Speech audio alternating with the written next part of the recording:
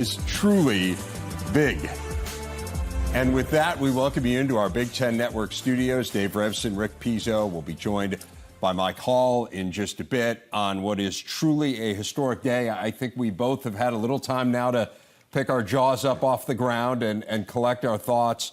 It is remarkable. I mean, I would argue it's certainly among the biggest, if not the biggest day since the launch of this network. It is arguably, I'd say, one of the biggest days in the 126-year history of this league. It is a momentous change, adding two institutions which excel academically and excel athletically. We have reported stories like this in our history. Obviously, the expansion in 2011, which welcomed Nebraska inside the Big Ten. A few years later, Rutgers and Maryland joining the league as well. But with USC and UCLA, you add not only the second largest media market in the country to go along with the largest in New York City and Rutgers, Chicago, here where we're located, and the Big Ten also has the number 4 biggest media market in the country covered as well, and solidified with Penn State and their success as of late. And you talk about football and basketball, Dave, obviously being the most visible of the sports, but you start to look at what USC and UCLA bring beyond football and basketball,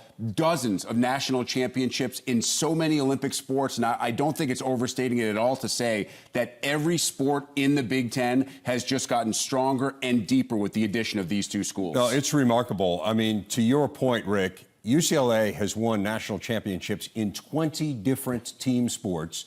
USC has won in 17 different team sports. They are number 2 and number 3 all time in team national championships.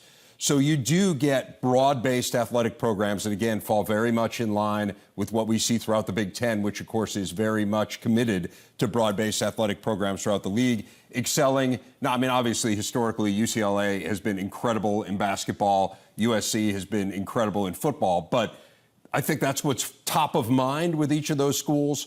But you're getting programs that I think are going to help the Big Ten across the board. USC football, 11 national championships, 7 Heisman winners, one of whom we hope to hear from in just a little bit. You start to think about UCLA with those 11 men's national basketball championships, winning 88 straight games at one point under John Wooden. Of course, Kareem Abdul-Jabbar, known then as Lou Alcindor, Bill Walton, so many other great players. And not just that far back, a Final Four just a few years ago. And you mentioned some of the Olympic sports and success. 270 Olympic medals to USC alumni, to UCLA alumni. And when it comes to USC, over 120 in swimming and diving alone. Those are unbelievable numbers. No, it is staggering. I mean, these are fabulous programs across the board. And again, two schools which obviously geographically, that is what is remarkable today, is that this is very different from previous expansions in that sense. I mean, obviously, you look at the map over our shoulders and it gives you a very different geographic footprint. It's an amazing one. I mean, it literally takes you now coast to coast. But again, I think the Big Ten has always been about, do the schools make sense? Do they fit with the league? And UCLA and USC absolutely do. Again, two incredible programs. Both schools have released statements here within the last few minutes confirming that they are joining the Big Ten. Here's what UCLA had to say. This is from both the AD and the Chancellor in a joint statement saying, for the past century, decisions about UCLA athletics have always been guided by what is best for our student athletes, first and foremost, and our fans. Our storied athletics program, based in one of the biggest media markets in the nation, has always had unique opportunities and faced unique challenges. In recent years, however, seismic changes in collegiate athletics have made us evaluate how to best support our student athletes as we move forward. After careful consideration and thoughtful deliberation, UCLA has decided to leave the Pac-12 conference and join the Big Ten conference at the start of the 2024-2025 season. And a similar statement issued from USC. Ultimately, the Big Ten is the best home for USC and Trojan athletics as we move into the new world of collegiate sports. We are excited that our values align with the league's member institutions. We also will benefit from the stability and strength of the conference, the athletic caliber of Big Ten institutions, the increased visibility, exposure, and resources the conference will bring our student athletes and programs, and the ability to expand engagement with our passionate alumni nationwide. And I think, Dave, that's a very important part of this, the alumni. You think of the alumni bases inside the Big Ten, how large they are, how passionate they are, how impactful and influential they are, and you start to connect the dots. You start to add that to the athletics and, of course, to the academics that UCLA and USC bring, and it's another reason why it's a perfect match. No doubt. I mean, these are incredibly passionate fan bases. I've had the opportunity to go to games at these schools. I was at one of the all-time great college football games I've ever been at in person, USC and Notre Dame, when USC absolutely had it rocking and rolling at the Coliseum, and it felt like a Big Ten game. I mean, it's the same kind of passion in that fan base. It's the same kind of passion in the UCLA basketball fan base that there is when you think about the Big Ten fans and the fans that we've come to know through the years. So from that point of view, it's huge. And then you mentioned the Olympic sports, Rick, and I just don't think that can be overstated how strong these programs are and how it will really serve to raise the level of competition in the Big Ten throughout many of these sports, and also give the Big Ten a warmer weather outpost in the spring, for instance, to go out and play baseball games and play softball games on home venues of Big Ten teams. And all these national championships that you see on your screen, have come, the majority of them, in those Olympic sports. I think it's interesting that you bring up softball and baseball specifically. Yes, you now have a warmer weather venue. We've seen softball the last couple of years travel down to Florida to play large numbers of games in a short span. Now you can do that in the home of a conference opponent and part of the Big Ten in a couple of years. Softball also made big inroads this year, but now you have two perennial powers in UCLA and USC to help your RPI. And that helps even more so in baseball because the league made inroads a few years ago with Michigan following on the base at Indiana, had first laid getting to the College World Series. And then the RPI became an issue. Now you face USC and UCLA on a regular basis. USC has 12 national championships in baseball. No other school in the nation has more than 6. So you are adding big-time competition and big-time checks to your resume when it comes to that RPI. I will say, and all that's true, and I think we both believe that, and that's why this helps the Big Ten in so many ways. We all do know, I think we have to acknowledge football is driving the bus of college athletics, and to a lesser extent, basketball. And I think that's where it's so exciting, too. I mean, you're adding a football program in USC, which historically, 11 national championships, 7 Heisman trophies. As you said, they just made a huge splash hire with Lincoln Riley. Chip Kelly, it feels like UCLA's starting to turn the corner, had a nice year last year. And then basketball-wise, Andy Enfield had USC 1 win away from a Final Four. UCLA was in a Final Four the year previous to this one, and of course has an incredible tradition going back to John Wooden and Lou Alcindor. And you think about the venues now, right? The Coliseum's a Big Ten venue. The Rose Bowl, Pauley Pavilion. It's amazing to think about the impact that this has on the league. The Rose Bowl has been always my favorite venue, and we are lucky enough to do it when it's a non-championship year and you have that traditional Big Ten Pac-12 matchup. And it has been one of the most exciting venues.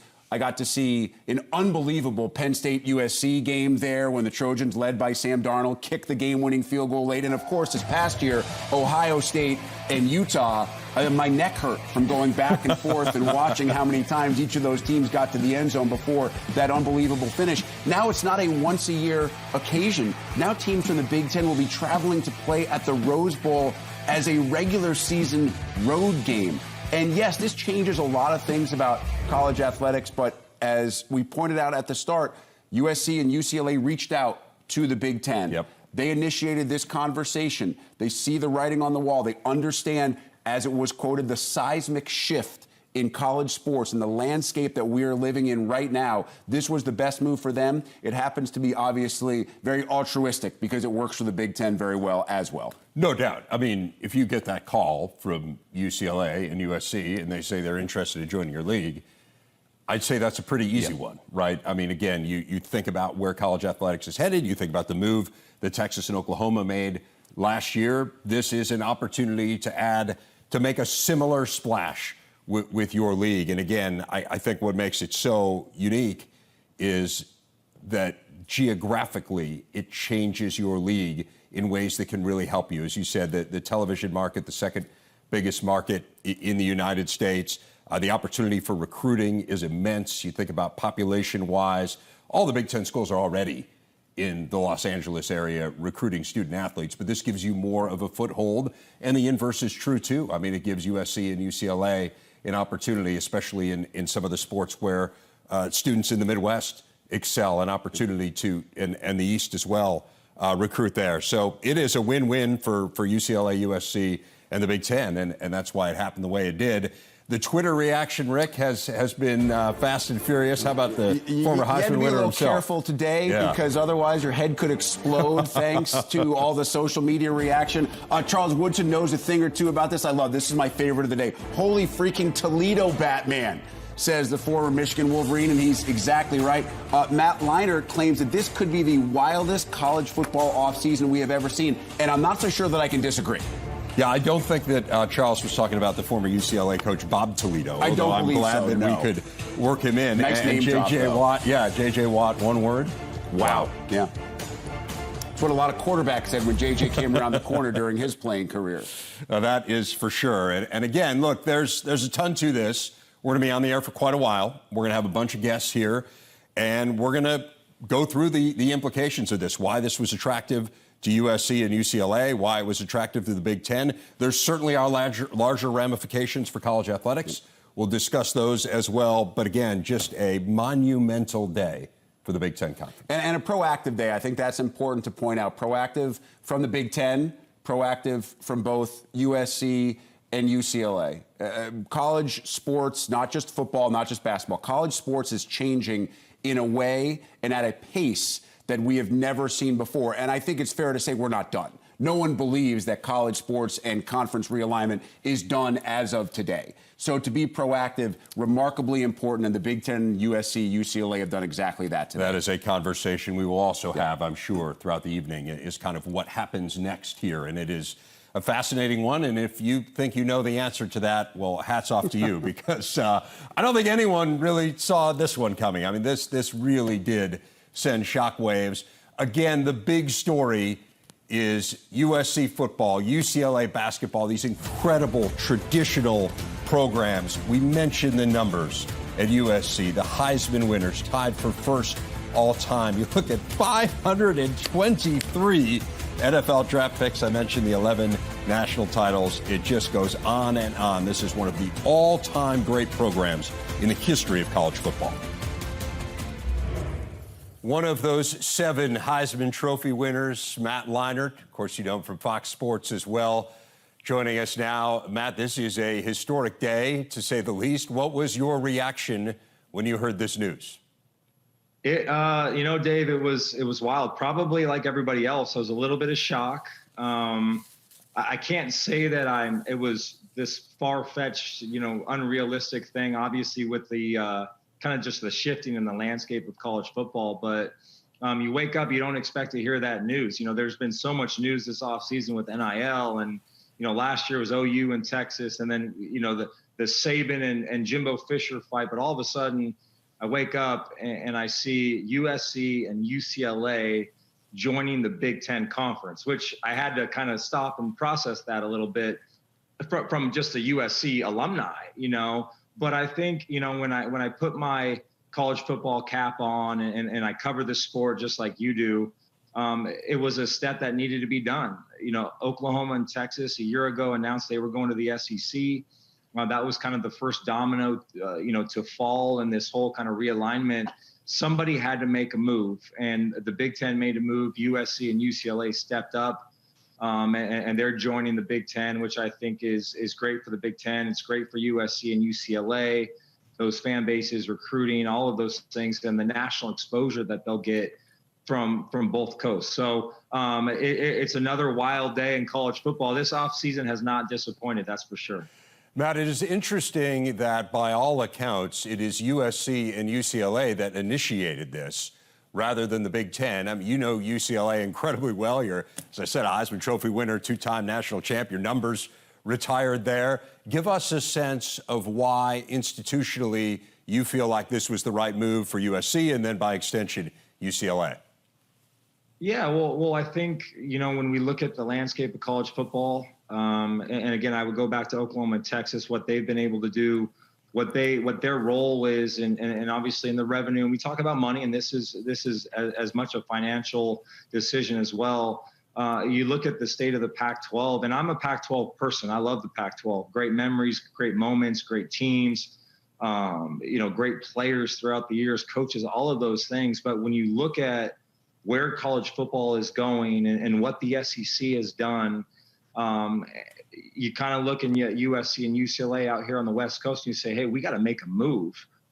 We got to make a move and do something that's going to benefit our schools and help us kind of stay afloat. I think you had to look at this from their perspective and their lens and just say, it's either we stay here or we go with what the flow of college football is and where the future of college football is going. And again, this isn't the end. There's going to be other teams. There's going to be some other teams probably requesting to get out, and we'll see what that happens. But all in all, I think from a financial aspect, obviously it makes sense. But then, from a competitive standpoint for USC and even UCLA, the exposure that they're going to get, the national audience that they're going to get every single Saturday. The last handful of years, USC hasn't been what it can be, and I think what it will be under Lincoln Riley, especially from an exposure standpoint. You're talking about, USC, Ohio State in October, USC, Michigan State, Penn State, Wisconsin. I mean, those are big national games that aren't just going to affect the Midwest. They're going to affect the East Coast and the West Coast. So I think it was a great decision for them. The time was now to make a move, and they made a big move. The Lincoln Riley news, of course, sent shockwaves through college football. The thought that USC could go and take a coach from Oklahoma who has had his team in the college football playoff and in the discussion in other years. And we have seen right away, going out and getting Caleb Williams and Jordan Addison in the transfer portal. They're recruiting extremely well when it comes to high schoolers as well. Give people who maybe haven't been following that closely, who are Big Ten fans, a sense of where you think this USC football program is headed. They're headed back to being contenders, that's for sure. I'm not going to talk playoff or national title, but there's no reason to believe, Dave, that with the resources here in Los Angeles and Southern California, because they've always been there. And Pete Carroll, you can go back to the Pete Carroll day, which was not that long ago. He built a fence around Southern California, and he recruited that area, and no one came in and touched those players. And then he'd go and handpick and get guys all across the country that fit what he wanted to do. It's exactly sort of, what Lincoln Riley is doing and the plan that he has. Obviously, he inherits a team that has some talent, but there's a lot of holes on that team. So he's built through this offseason with the transfer portal, Caleb Williams, Jordan Addison, Mario Williams, the list goes on, Travis Dye. They've gotten really good football players that have a lot of experience, all very similar to what, Mel Tucker did for Michigan State a year ago, kind of building through the transfer portal, and then you build your program from there on out. And I think what Big Ten fans and teams are going to expect is Lincoln Riley, this team is going to be really good. They're going to play fast. They have to build, they have to recruit for the next couple of years and build that national, contender that I think they will be. But they really, I spent a lot of time over there this off season, and you can just feel the difference. You can feel the energy and the passion that these coaches are trying to instill and trying to create that culture amongst the team. It's not going to happen overnight. It's not going to happen in a week or a month, but it's going to happen slowly over time. And you can sort of sense that. And then, the recruiting, they're relentless in their recruiting. They're getting big time players. They have great classes coming up.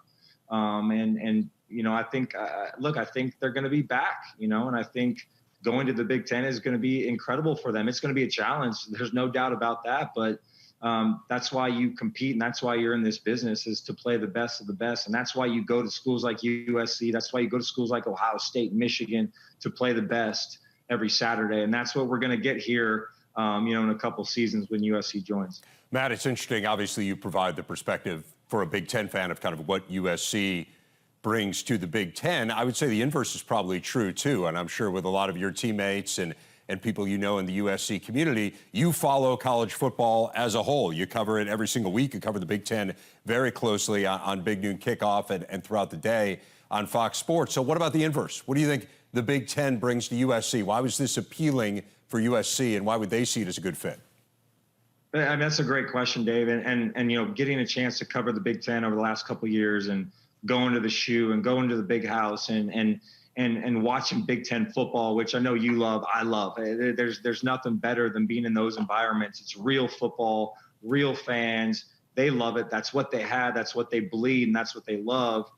You know, with USC, that's what we need to get here on the West Coast. If I'm speaking from a USC perspective, I mean, how great is it going to be when Ohio State comes to the Coliseum and you put 80,000 in there and you get that sense of that old school Ohio State, Big Ten, Pac-12, you know, obviously old Pac-12, but that matchup that historically that has been great. And even at UCLA, you know, you talk about the Rose Bowl and Ohio State coming over to the Rose Bowl to play UCLA in a home or in an away game and bringing that fan base and letting that fan base kind of see what USC and UCLA football can be all about and the market of LA and what LA brings in Los Angeles. So it's a win for both sides, in my opinion. Obviously, talk about USC, the exposure, UCLA, the exposure that they're going to get playing in the Big Ten against those powerhouse teams, but also the fans and the Big Ten teams coming out to Los Angeles, you know, the best media markets in the world. So many things to do, so many with the Rams and the NFL teams and historically all the things that happen there. It's a win-win. It really is going to be really exciting to see this kind of merge happen. And you know, you have a couple years here before it happens, but what a day, man! I mean, what incredible. You know, what news, you know, kind of shock-waving news throughout college football. And, you know, something tells me there's going to be more coming over the next couple of weeks. That is the big question. Matt, congratulations in store for you. You're now a Big Ten grad. It's a big day. Dave, I'll tell you, I got so many calls and texts today saying, hey, I always knew you were a Big Ten guy. I always knew you were a Big Ten guy. So, listen, I'm a Pac-12 guy at heart. That's my love. Those were some great years. I was at USC in the old Pac-10, obviously, but times are changing now in college football, and USC and UCLA have adapted to those times, and they're moving on. College Football Hall of Famer Matt Leinart. Thanks so much, Matt, and I'm sure we'll be talking about this quite a bit more in the future. Thanks, Dave. Matt, of course, bringing a great perspective from USC there. Let's not in any way understate how fabulous UCLA's athletic program is. Look at the guy at the top, Jackie Robinson, who, of course, broke Major League Baseball's color barrier. He lettered in 4 sports at UCLA. And we're talking about all-time greats here. Kareem, one of the best ever. Arthur Ashe, incredible tennis player, humanitarian. Florence Griffith Joyner. I mean, the list just goes on and on. Lisa Fernandez, one of the best softball players ever. Ann Myers, same can be said in women's hoops. Mike Hall and Howard Griffith join us now. It's staggering, guys, the tradition of these two programs. Yeah, it's pretty amazing, and the reaction has been coming in all afternoon, all evening long from media members, from former Big Ten players, from current Big Ten players, from former Pac-12, now Big Ten grads like we saw in Matt Leinart, and we'll be monitoring this throughout the rest of the evening. But I haven't seen this on social media. It was one of the first things I thought of. It's now official. In 6 years, the Olympics is going to be held on a Big Ten city. Not something we thought we'd be talking about a day ago. No, not at all. But you heard Matt Leinart talk about it, just what's going on right now in college athletics, whether you're talking about what happened with Oklahoma and Texas, you talk about NIL, you talk about now the move of USC and UCLA coming in. It was so much uncertainty out there that they wanted to secure their future, and you heard that in those statements from both universities. So it's going to be fascinating. Continue to watch this build. You've been here, along with the three of us as well, from day one here. We've had big days. Rick was talking about, we were here when Nebraska joined. We were here in 2014 when Rutgers and Maryland. This is different. I mean, it's not just different because of the schools, but the location of the city that's joining us. This feels massive. Location is huge. And the prominence that both universities have and where they are in historically in college athletics, it's huge. I mean, it can't be understated. We read the list of some of the all-time greats from UCLA. I mean, when you look at what both teams or both universities bring to this conference, it's going to be huge. And I don't think people really in the Midwest understand this because SC has had some downtime, but when they are rolling, they are absolutely the hottest ticket in Los Angeles. I don't care who the biggest movie star, who the biggest singer is at that particular time. I don't care what's going on with the Lakers or their new pro football franchises. It is SC football, and that goes all the time. And then you talk about UCLA. They've been there, too. You know, they've been able to have a lot of successes about getting back to that, and recruiting is going to be huge for both of these universities. Think how that town handles it when UCLA is good at basketball, by the way. Yeah. That is in their bloodstream as well. You know, we were talking earlier about the big games when USC and Texas played in that arguably the greatest college football game of all time. I was lucky enough to be there, and that is when USC was what you were talking about. That was bigger than anything, and that's the entertainment capital of the world. Nothing mattered more, I should say. In that. And you don't really get the feel in the Midwest that it's like that, but having spent time out on the West Coast, I really had a sense of what goes on when SC football is really rolling. And really, I think some of the personalities that we're now going to get from both places that are now our fan base that we've had, we're going to have an opportunity to experience. It's going to be a lot of fun for us. This is an interesting thing. We talk about the location. The Big Ten now stretches from the shores of Malibu to Jersey Shore, with plenty in between as well. The Big Ten is not a national conference. It is now the national conference. What does that mean? It's important. It's obviously significant. But Dave mentioned this earlier. When we started talking about the Olympic sports, this tells America and also those Olympic sports, we don't mind spending the money to make sure our student athletes in Olympic sports get the best opportunity that they can possibly have as far as the college experience is concerned. We're going to fly you to the West Coast. We're going to fly you to the East Coast. We're going to spend the money that it takes for you to athletically be able to go out and compete at the highest level. Both universities are great, fantastic when it comes to academics. Now you add the athletics to that. And why wouldn't you want to go to any of these schools? You would want to be a part of a Big Ten institution right now. Yeah, think of what it means for tennis, for volleyball, for softball, for baseball. I mean, it's such a boon for all of them. That being said, you are a Big Ten football graduate, a man who played in the NFL for a long time. How does this change Big Ten football? It's going to change recruiting, right? I think it forces them to elevate recruiting. It was a time when we've seen our teams go out west and be able to recruit and do a nice job, and really going in, not necessarily for the top stars that were out there, but maybe the 4-star, the 3-star guys.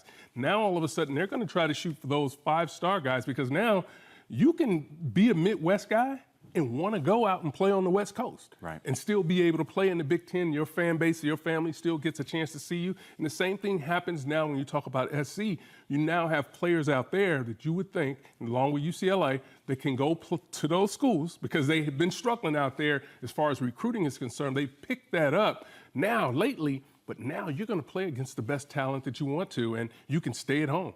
And that's going to be significant for both programs. By the way, if you were to look at the rankings right now for this upcoming 2023 class, USC has the number 2 overall player and the number 6 overall player in the country committed to them. And the last thing I wanted to get you was about Lincoln Riley. Lincoln Riley and Chip Kelly are 2 big-name head coaches.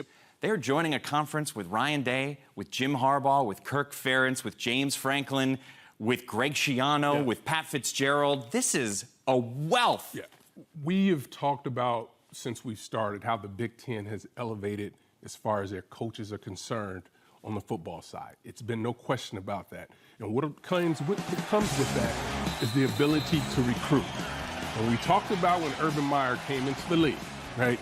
He looked around and said, Big Ten has to elevate recruiting. And we saw that happen. It happened almost immediately. You're bringing in 2 guys, 2 coaches, and 2 programs that know how to recruit. And it's going to be fun to watch because there are going to be some great recruiting battles coming down the line because both teams, everybody needs quarterbacks, and there are a lot of quarterbacks out in California. That's true. And a lot of skilled players. So it's going to be important when you start to build your staff that now all of a sudden you're going to see, without a doubt, continuing to build your staff and having people that have connections out west that can really get you there and really strike big deals that you have out there. Schools are doing it already. We've talked about that. They're doing it already. But I think now that you have it is a Big Ten footprint now. You got to spend the more resources out there and get it done. And how do you spend it, and where do you spend it, and what things can you do? How do you maneuver your staff around that? These are all fascinating things that we'll be getting into over the days, weeks, months leading up to the 2 years from now when those 2 schools officially join. Howard Griffith, thanks for joining. We've got a ton more on this landscape-altering day in the world of college sports. Our coverage of USC and UCLA joining the Big Ten continue next. Why choose proven quality sleep from the Sleep Number 360 smart bed? Because it can gently raise your partner's head to help relieve snoring. Ah, that's better. And can help you get almost 30 minutes more restful sleep per night. The Queen Sleep Number 360 C2 smart bed is only $8.99. Plus free home delivery when you add a base. Ends Monday. Show the world what it means to be a Big Ten fan at Fanatics.com. The largest assortment of officially licensed Big Ten fan gear anywhere. Shop now and get today's special offer. Fanatics.com. Officially licensed everything.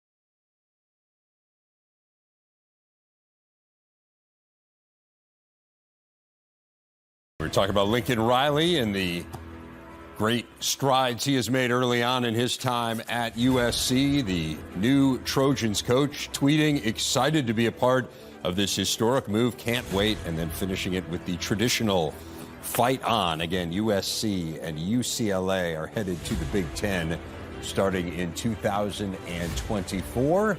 And so we head out to California for more reaction. Fox Sports' Bruce Feldman joining us now. Bruce, I just want to take a step back. Your reaction when you heard this news today? I was stunned just because the magnitude of really two iconic programs, especially USC, to go into the Big Ten. From living out here on the West Coast for a while, there's always been kind of a feeling amongst, some USC people. It's like, we're really carrying the weight of this, at the time Pac-12, then, Pac-10, when it comes to driving revenue. And I think now they looked at, hey, we got to make this move because we can't get left behind. We don't deserve to get left behind. And I think fortunately for the Big Ten, if this happened like a year ago when the Texas and Oklahoma moves happened, you would be getting USC kind of feeling really depleted. Clay Helton was on the hot seat forever. And you had UCLA before Chip Kelly finally had a breakthrough season where they, won 8 games last year. So I feel like UCLA has momentum now too. So I think it's really ideal timing for both sides of this. It is interesting that you talk about the Texas and Oklahoma move a year ago, and it certainly seems like that got this ball rolling. You mentioned kind of the notion for USC in particular, and probably maybe somewhat by extension UCLA, this notion of kind of feeling like they might get left behind. And of course, the reports are that it was these schools that reached out to the Big Ten rather than vice versa. What does that tell you about the strength of the Big Ten right now and more broadly, the landscape of college football? You better try to find a way to join them or you're going to get blown past by them. And I think it comes down not just to dollars, but it's almost always that's the headline thing. And when you see the difference in money, especially with the Big Ten about to have a TV deal coming through, I think for USC and UCLA, certainly, but I think it was a no-brainer for them. Now, I get it why it's a hard move. I mean, just think about this. These are storied leagues and a lot of relationships, especially with these two schools. They're really tied to a large extent to Cal, especially, as well as Stanford. Those long, they kept those rivalries in place when the league expanded. There's a lot of unanswered questions that are going to go with this going forward. But I just think with a lot of the things that have changed, even from an NIL standpoint of who's approaching it, how they're approaching it, and I just think so much between the gap between the haves and the have-nots was growing so wide. I think for USC to look at it and go, what are we doing? We have to do this and try to find a way to make it work. I mean, as you said, we had also reported about that the two LA schools were the ones really who had initiated this move. And I think it was, honestly, it was smart business for them to do it. And I think it's obviously a huge day for the Big Ten too. You think about this iconic brand. I mean, we've seen the matchups a lot in the Rose Bowl, but just to see it, you guys showed, I think when Mike and Howard were talking about just the alums and the iconic talent that UCLA has put out. I mean, these are legendary sports figures, on top of, I know John Wooden went to Purdue, but, there's just so many amazing aspects of this, I think, for this kind of marriage to work. I think it's just a huge deal. No doubt. You talk about the television component of it. We both work in television. There is no doubt that television is driving a lot of this. The Big Ten, as you know, is in the midst of a television negotiation. What does this do for the Big Ten and the value of its brand? Well, you take these iconic programs, but also you take now the second biggest media market in the country. And by the way, this is not meant as a slight to Rutgers, but obviously Rutgers is near New York. USC is Los Angeles, right? And so, just living out here, I know you had Matt on. Matt and I are essentially neighbors, but there's a ton of USC people around here. They approach their passion for football the way Big Ten and the way SEC fans do.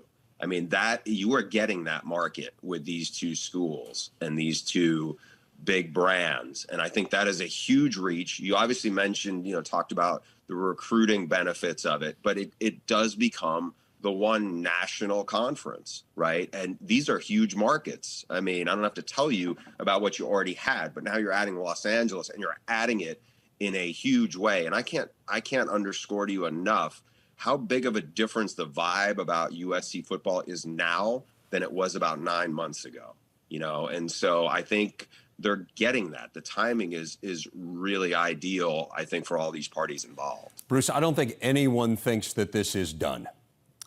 You would be foolish to think that. I'm guessing you are among those who think there are more dominoes still to fall. Do you have any sense of what might happen next? Obviously, to me, the biggest domino is Notre Dame. A massive fan base, national brand. From my understanding, there's ties to the ACC, but they're not tied up in the grant of rights football-related issue. I don't think it money-wise would be prohibitive for them to try to get out. And at some point, obviously academically, they're in line with the Big Ten values. Geographically, they make a lot of sense. To me, that would be the biggest one. And then I think you look at Oregon, maybe Washington. Those are also, by the way, Washington and Oregon are in a couple of sizable media markets. And also in terms of travel partners, you're already expanding your national, footprint. And there's not this huge gap. I've seen the graphic about here's Nebraska, and then you got to go a long way of white space to get out to the West Coast on the map. And so I think there's a lot of stuff to get sorted out. But if I was Oregon, if I was Washington, if I was honestly anybody in the Pac-12 or whatever, is left behind, I mean, you got to try to find a way to get in the Big Ten, because the Big Ten is obviously where there's going to be a big money difference. Now, what are they left with? I mean, this is a larger discussion about college sports, but at that point, whatever the Pac-12 is, you may be seeing, the Big 12 try to pick up and expand itself even further than it has. But for now, I think if you're looking at it, keep an eye on Notre Dame. I don't know how interested or how ready they are to jump, but I think they have a lot to think about now. Yeah, no doubt. I mean, it changes things so dramatically. It did feel like we were somewhat in this tenuous state where maybe things had stabilized a little bit. But then, when you put it in the context that you do, Bruce, it seems like such an obvious move, right? I mean, when you put it in the context of kind of what USC and what UCLA were bringing to the Pac-12 vis-a-vis some of the other schools in the league, maybe with the exception of a couple you mentioned, Oregon and Washington. Oregon, of course, has had a great resurgence here over the last few decades. Washington's in a huge media market and has great tradition. But maybe we should have seen this coming. It's crazy that no one did. Yeah, and I think people realize now you do not want to get left and become marginalized. I had this conversation a couple of weeks ago with somebody who's pretty influential person in the football world, and they were kind of walking me through some of the dollar figures of where this was all headed, how it was related to NIL. And it was hard for me to wrap my brain around, especially when you had USC out here, and that was in the context. USC, as it's related to much smaller brands in much bigger conferences. But the money was still going to be like this. And I just couldn't get around it. And I think for a lot of USC people, when they thought about it, and I'm talking about not just the fans, but people who are decision makers, I think it was an obvious move because right now, it's such a different landscape than it was 10 years ago. And I think that they see it coming. And I think you just don't want to be marginalized when the music stops playing. If you had your window to join the league and you didn't do it because you were so tied into old relationships from a long time ago, it's going to drag you down, and you won't be the same thing as you want your football program, especially because that's where the money is the biggest deal. But it obviously affects other things, but it's really that I think is hard decisions. But at the end of the day, I'm not sure they're that hard because it comes down to money, and it comes down to an ugly, a really grim reality of if you don't make the move, you will get left behind. Bruce Feldman, we could do this all day. This is really fascinating stuff. Really appreciate your time. And I know, as I said to Matt, we're going to be talking about this here going forward. But thanks so much for adding your perspective. Always a pleasure, Dave. Thanks for having me. Bruce Feldman there from Fox Sports. Here is the recent power conference realignment. And again, Texas and Oklahoma going to the SEC. Of course, that set off BYU, Cincinnati, Houston, and UCF going to the Big 12. And then the huge news today, USC and UCLA added for the 2024 season to the Big 10. And it's interesting, Rick. I mean, it was funny to me to listen to what Bruce was saying, because you and I were talking earlier today. And I mean, you go through, there's all kinds of people out there hypothesizing about what might happen in conference realignment. And the truth of the matter is this one just wasn't out there. No one had thought in these terms. And yet when Bruce mentions it, it makes so much sense because of the position that USC and UCLA found themselves in their conference. Yeah, if you could go back to the future and Google search like 24 hours ago, all the stories about Big Ten expansion, there was one article that both you and I read that listed literally 22 possible candidates for Big Ten expansion. Yeah. Neither UCLA nor USC were among those 22, but it is about timing. And Bruce brought up the fact that the Big Ten Conference is about to sign a new TV rights deal, and you don't have to be an internet whiz or an expert to find out that many people project that that deal could be in the range of $1 billion a year, mainly for that football package. That number is that number is certainly going to be larger with the addition of USC and UCLA. So while it doesn't only come down to money, it would be foolish for the schools, which are supporting not just student athletes, but their entire student body. They are building new facilities. We know there's an arms race when it comes to facilities, to not put themselves in the best financial position. We can go back to 2014 when Maryland joined. And this is similar to what Bruce said about USC and UCLA. Such a vital part of the Pac-12. When people think of the Pac-12, they're probably the first two schools you think of. Maryland was one of the first in the ACC, a school that was considered to be by many a linchpin, a founding member of that conference. And the president at the time, Wallace Lowe, said, we're just not in a spot right now. The Big Ten gives us a much better position in every way, shape, and form. I think the same exact thing can be said about USC and UCLA, and that is why this works for both those schools and the Big Ten as a conference. Well, it works great for the Big Ten. There's no question about it. Bruce used the term national conference. I mean, it is a national conference. It is literally coast to coast. But we've always talked about the reach of these schools to begin with in the Big Ten. I always use the term there's 6 million living Big Ten alumni, which is such an enormous number. Obviously, that number increases significantly with the addition of USC and UCLA. But to me, it's the brands as well. It's when you turn on the TV and you see those uniforms, you don't need that score bug on the bottom line to tell you, oh, that's USC, that's UCLA. These are programs that are so easily identifiable. And that, to me, speaks volumes about where the Big Ten is going. We are talking about enormous brands that people care about, they know about, they want to watch, and they will watch. And that's what's so exciting from my perspective. You do not have to see the overhang and the sign that says Rose Bowl to know you're there. You know you're there when you turn on the TV. Pauley Pavilion just simply by looking up into the rafters and seeing the retired jerseys and seeing how many national championship banners hang. And that matters. That matters to student athletes who are going to those places. If you ask a basketball student athlete, a current men's basketball player, do you want the opportunity to go and play a road game at UCLA and to be inside the arena that John Wooden made famous and play on the same hardwood that Kareem stepped on and Bill Walton stepped on? Of course. You ask a football athlete, do you want to go and play at the Coliseum or the Rose Bowl and follow in the footsteps of the greats that were on that gridiron? Of course they do. And it filters down to so many sports, Dave. I mean, you talk about men's tennis. UCLA is the only men's tennis program in the history of the NCAA to reach every single NCAA tournament. They've won 16 national titles. The Big Ten is a really good men's tennis program. Yeah. It just got phenomenal. And I could go on and on because this affects almost every single sport in exactly that way. No, I mean, it's crazy, like, to look at that list that we were looking at with UCLA.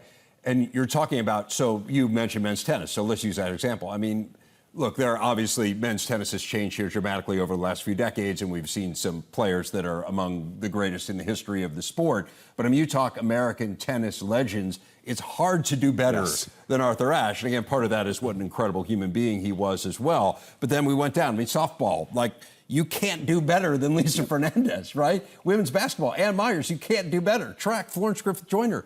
I mean, that to me is what is so remarkable. And that was just one school. I mean, we're even talking about USC, you know? I mean, maybe you're talking Cheryl Miller. Yeah, exactly. Right? The same thing. Lisa Leslie, Tina Thompson at USC. I mean, it's incredible. The swim and dive program at USC, 122 Olympic teams have been made by alumni who swam at USC. They won 28 national championships in track and field. So you are increasing not just the level of competition, but the visibility of sports that maybe haven't gotten the visibility that those student athletes truly deserve. Now you have more future Olympians coming into all those different sports who you are going to see in the years to come, and as Mike pointed out, in just a few years in the Summer Olympics in a city which is now a Big Ten city.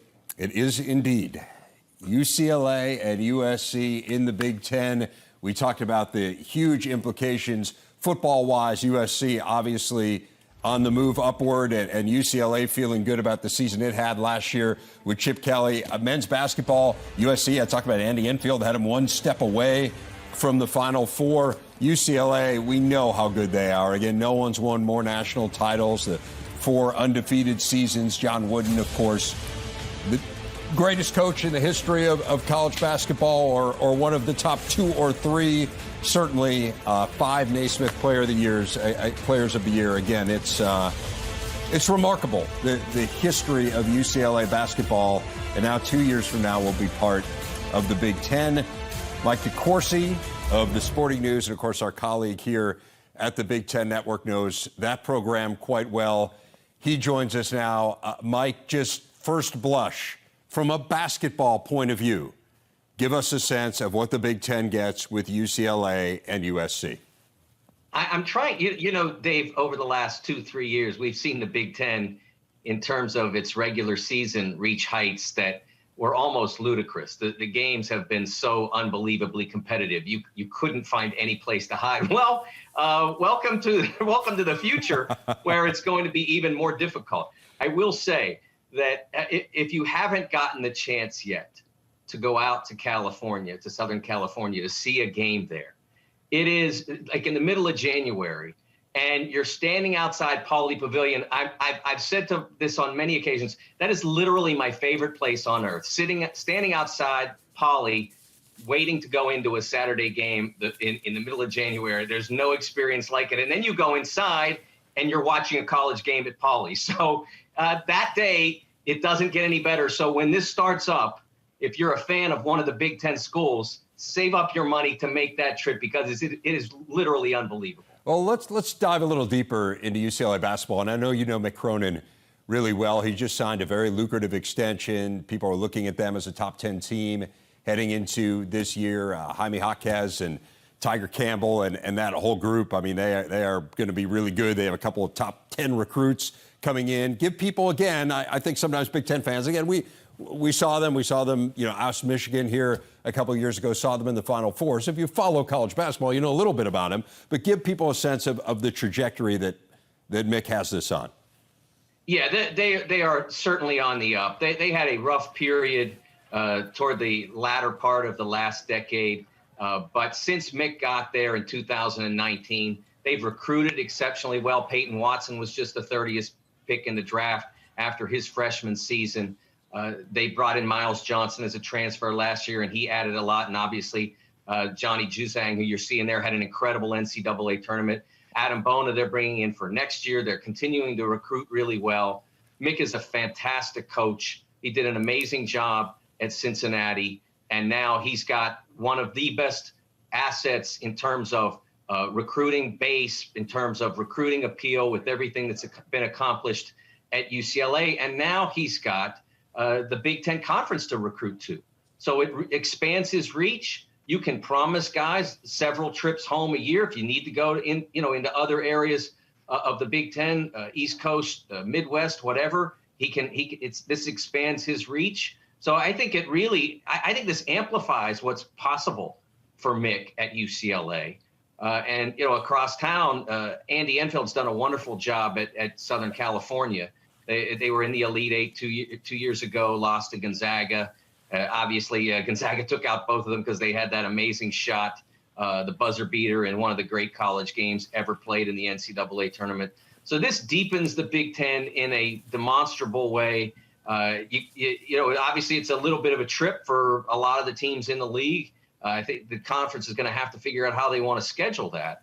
But just in terms of what each team has with their campus, their recruiting base. And, I mentioned them being able to reach in the Midwest. This also gives the rest of the Big Ten the opportunity to maybe go into Cali and see what's out there for them as well.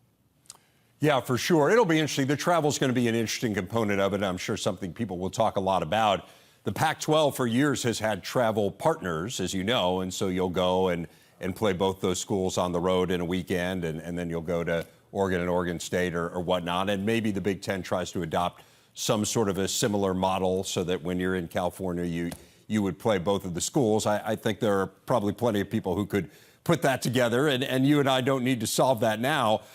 What does it do for the Big Ten more broadly as a league? I think you and I have talked about the strength of the league. You mentioned right off the top, in the regular season the last couple of years hasn't necessarily translated to the NCAA tournament, but there's certainly an argument to be made that the Big Ten has been the best basketball conference in the country, absent the national championships. How does this change the way you view the Big Ten? Well, it makes it deeper, and it already was the deepest conference in college basketball. I get yelled at a lot on Twitter relative when you're ranking conferences and you're projecting teams for the NCAA tournament projections. I do. Why does the committee depend so much on intra-conference competition? I mean, that's how That's how you figure out who's good. And then obviously you have the NCAA tournament. It's a single elimination deal. It has not been a good experience for the Big Ten the last 2 years. But I mean, that is a blip in terms of its historic NCAA tournament performance. Going back to 2010, it has had more NCAA tournament bids than any league but one. It's had more Final Four teams than any league. The NCAA tournament performance in general has been exceptional. And now you're bringing in two programs that have done very well in the NCAA tournament. Obviously, UCLA last year, Sweet 16, lose by a whisker to the team that plays in the title game, Carolina. They could easily have made another run to the Final Four. And 2 years ago, they did make the run to the Final Four. And they're loaded again to take another shot at that. If they get there, it won't count for the Big Ten this year, but it will be an illustration of what's possible down the road. Mike, you are such a keen observer of athletics in general, but college athletics in particular. What do you think happens next? Well, I saw a lot of talk about whether the Big Ten is done. I think those things always crop up whenever there's a massive move like this. I think if the Big Ten had wanted to move again, they might have packaged it all together. I don't know whether that's the plan. There certainly will be teams like Oregon and Washington, if you wanted to have a full West Coast presence, go all the way up the West Coast. And then obviously they'd be able to stay in contact with the two SoCal schools. I think that there's some logic to that because you're getting Portland, which I believe is a number 25 media market, and Seattle, which I think is around 16.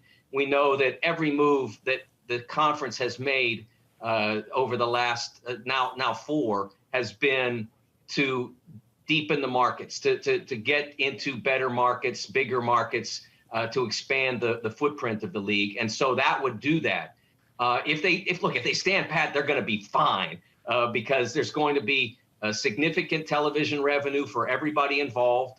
You now span coast to coast, and you have significant athletic programs in just about every school, depending on which sport you want to talk about, their strength. Wisconsin's women's volleyball. You talked all that before with Rick about the strength of the Southern California schools in their Olympic sports. And there's obviously strength in Iowa in wrestling. So I don't think you're going to find a sport now where the Big Ten does not have a significant glamorous presence. And then obviously the two most lucrative sports, this is a significant upgrade with what Lincoln Riley's about to do at Southern California and with what Mick is about to do and has done at UCLA in basketball. I just don't see how, from a standpoint of competitive greatness, I don't see how this could be a loser for the Big Ten. I think one of the things that is interesting and that makes this so radically different is that the previous Big Ten expansions have been into contiguous states. Now, we have seen in other leagues, West Virginia and the Big 12, not a contiguous state situation. There was a period of time, I think, where Boise State was slated to play in the Big East before that got blown up. So the Big Ten isn't the first to do this, not by a long shot. But given that it has made this move, does it change the way now that you think about athletic conferences, or were you already thinking in those terms? No, for me, it is a change because I think that, that Texas and Oklahoma obviously precipitated this. I mean, when it became, let's make sure that we get as significant a presence as we possibly can. And that was obviously initiated by Texas back last summer when they decided they felt that they needed a bigger platform. And what I've read reporting wise, and I'm not sure what you've heard, but what I've read is that this was initiated by the Southern California schools saying, hey, what do you think about us? So I do think that this is a different landscape now with those two conference moves. The opportunity to be part of one of those two conferences is now a real goal for a lot of people. I don't know if it's achievable based on the grants of rights that have occurred in the ACC, whether it's achievable for them, but it's certainly something that is available to Notre Dame if they wish. And obviously the Pac-12 is open, and then the Big 12 as well. Once they get through their grant of rights in 2025, someone like Kansas might be an inviting target for another conference now. Yeah, it's fascinating the role that timing plays. Timing plays a huge role in all facets of life, but in this particular equation, right? I mean, part of this is these two schools in the Pac-12 are looking at their media rights, and they're saying they're going to expire in 2 years. We don't feel like our league is particularly well positioned. They're seeing, Rick mentioned the numbers earlier, these figures being thrown around for the Big Ten, that perhaps it could be $1 billion of a TV deal, probably be more now, or certainly the possibility exists that it would be. And this notion of that you could be left behind. But were it not for that timing, Mike, were we not in a position where the Big Ten was renegotiating, where the Pac-12 was seeing its rights expire, perhaps the situation would be different. And I think that is what is so fascinating about all of this, is the timing element. And maybe now we start to look at those pieces a little bit differently than we were. Yeah, I was talking to someone earlier today about the timing. And, you dealt with Jim for all those years, and as did I. And Jim, he timed this out. He saw the window. And, just on what has been reported about those media rights, this was an ideal window in terms of being in the market. And I think that we've seen as well that opened the door for UCLA and USC to understand, hey, there's a cruise ship leaving the port that we could get on with what we, with the luggage we bring along. They might want us. And I think the timing, you're right. It had everything to do with that. And, Kevin Warren and the others in power at the Big Ten Conference, they understood that this is a significant opportunity for the conference to grow in a way that, in a sense, no conference has ever grown before, to go all the way from one coast to the other. There's never been anything quite like it. And they're going into a media rights market where that could sell very well, even on top of what they already had to offer. You mentioned Jim, of course, being Jim Delaney, and Kevin Warren. As you said, you get this phone call, Mike, and I mean, you have to do this, right? I mean, because if they don't go to you, they're going to go to someone else. And why wouldn't you want schools of this status, of UCLA and USC? I mean, to me, and it's not to minimize the work that's been done, but I mean, it seems like an obvious move. If they make the call, in this landscape, this is what you have to do. Yeah, I think, like I said, I think that Oklahoma and Texas sort of set all this in motion. Yep. And so the fact that they were interested, and they're both outstanding universities, both AAU members, so they fit the criteria there, the historic criteria in that sense. They are magnificent campuses. They have had so much athletic success, and they have such great brands. I mean, they fit the Big Ten profile just to a T, with the exception of geography. And now that we've seen that geography means less and less, and let's remember that when Penn State, when I covered Penn State and they joined the Big Ten, it seemed like such a far distance in so many ways. That was before private travel, which a lot of the sports teams do now. That was before we had that sort of luxury available to the various teams. That's where we are now for men's basketball, women's basketball, football. I mean, it's not as long a trip. And how they handle the Olympic sports, again, we mentioned that those are things that they're going to have to work out. But I think that when you make a move like this, and it's this, it's going to be this promising, and in terms of the competition and this lucrative, I think you can find a way to work that out. Amazing how the world has changed in those 30 years or so since you were covering Penn State and the Nittany Lions joined the Big Ten. Mike DeCourcy, always great to get your insights. Thanks so much for taking the time. Thanks, Dave. As we continue, history being made. UCLA and USC joining the Big Ten. Plenty more reaction coming up.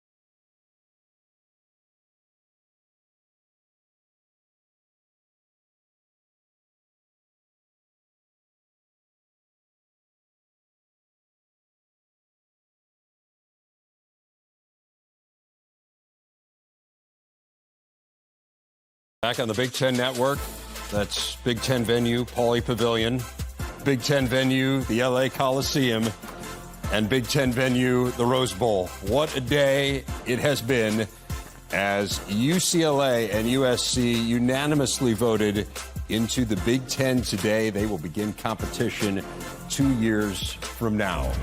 Very pleased to welcome Clay Travis from Outkick.com, as well as Big Noon Kickoff on Fox, joining us now. Clay, I mean, just saying it seems so crazy. I mean, if you would have told me this 24 hours ago, I would have told you you're nuts. What is your reaction to what we have seen here during the course of this day? Oh, so many fireworks in advance of July 4th. Thanks for having me on, Dave. Look, first of all, it's an absolute coup for the Big Ten to add the two crown jewels of the Pac-12 conference in USC and UCLA. I just heard you describing all those iconic venues that are now joining the litany of incredible places that the Big Ten already has. And think about Kevin Warren. A couple of years ago, he takes over in the middle of COVID. One of the most difficult situations for any commissioner to ever begin his tenure.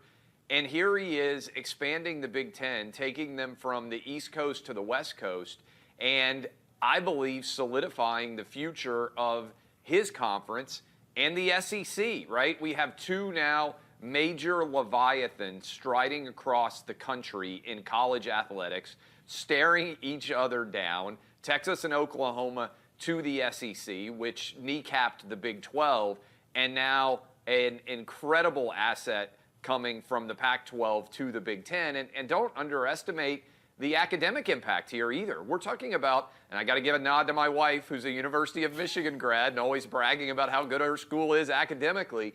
These Big Ten schools adding elite academic institutions like USC and UCLA, the American Association of Universities that they're now putting together, it's not only an athletic bona fide coup, it's also an academic one. And so I just sit back and, like I said, fireworks in advance of the 4th. It is going to be amazingly intriguing. I bet your next question is going to be, what happens next? And that's where everybody It can sits be if back you'd like and it to sort of be. surveys the board, almost like it's a Right. chess game, to try to figure out what other moving pieces there might be. Yeah, no, it's fascinating. And your point on the academics is well taken, and Rick and I have talked about that. I mean, these are both, for whatever credence you put in, like the U.S. News and World Report, these are both in the top 30 Right. in the U.S. News and World Report rankings. And these are fabulous universities with Nobel laureates and all that. But talking athletically, you know, you mentioned kind of the notion now of what happens next, and that you do have the SEC, which made the move last year with Texas and Oklahoma. Now the Big Ten makes this move.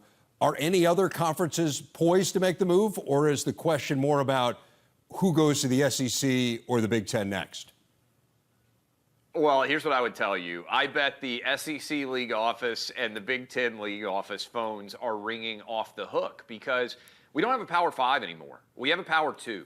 And whether you're in the Big 12, the Pac-12, now the Pac-10, or even if you're in the ACC, I think all of these schools are looking around and saying, do we need to cast our lot with either the Big Ten or the SEC? And I'm not sure how quickly or whether those conferences will move rapidly now. I don't think they will, because integrating schools is typically more challenging than it's given credit for in terms of fitting them in, scheduling, figuring out how exactly all the rivalries are going to play out. That's not an easy process by which those new schools are going to be mixed with the existing schools. But look, Washington and Oregon have to be on the phone right now. I think the Arizona schools certainly. I'm sure that there's a brand new commissioner coming in at the Big 12 who's talking about whether there's some sort of strategic alliance that the Big 12 and the Pac-12 schools that don't leave those conferences might be able to put together. And then I think there's a lot of ACC schools looking around and saying, wait a minute,